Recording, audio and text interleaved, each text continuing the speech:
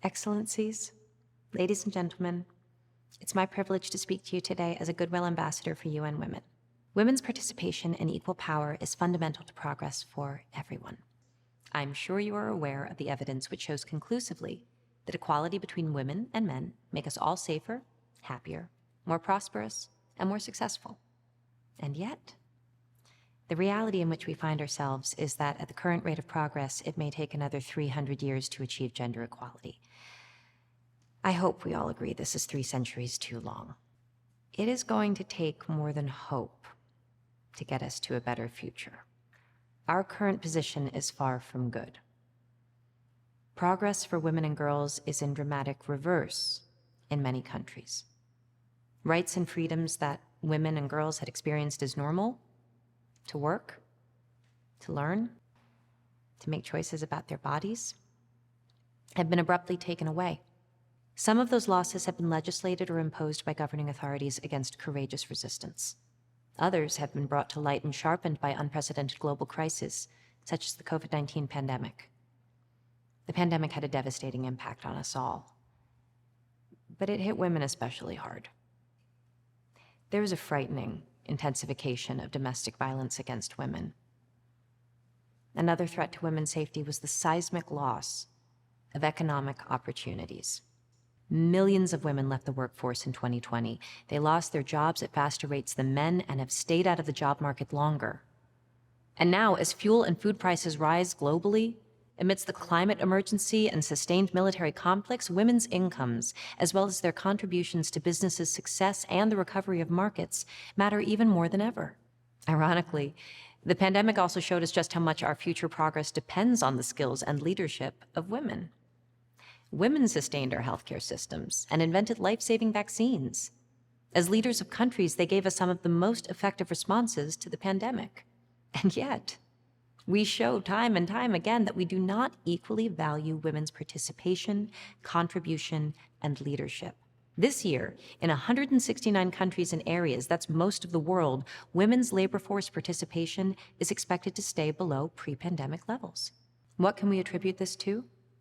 Well, it's my regret to share with you that during the pandemic, women did an additional 512 billion hours of unpaid care work at home. While I let that statistic sink in, I would like to acknowledge the essential importance of care.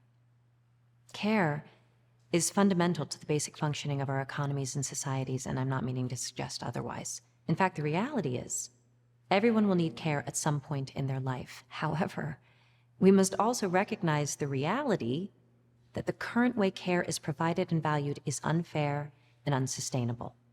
We must address the cultural biases that automatically label care as women's work. Even before the pandemic, women spent more than 3 times as many hours as men on unpaid care and domestic work. It was unfair then, it's worse now. It's time to admit that something is very, very off. Whether or not we mean to, the fact is, we are taking advantage of women. Simply put, we must stop penalizing women for caring. We must stop relying on women to make it work and instead proactively make possible, support, and fairly compensate care work. UN Women has observed that care that's appreciated and properly valued in all its form is a critical missing link in unlocking the full potential of women in the economy and in society, which is, of course, the same thing as unlocking the full potential of everyone in the economy and society. Governments, businesses, and civil society can all play a role in this. UN Women would like to propose these practical and immediate actions. Ask governments to support care services, pay the taxes that fund them, prioritize the creation of family-friendly workplaces which include flexible working hours, paid parental leave, and in-house childcare facilities. This is a moment when we must urgently act not only to restore what has been lost for women and girls, but to end the harmful status quo which keeps inequality thriving. The stakes simply couldn't be higher.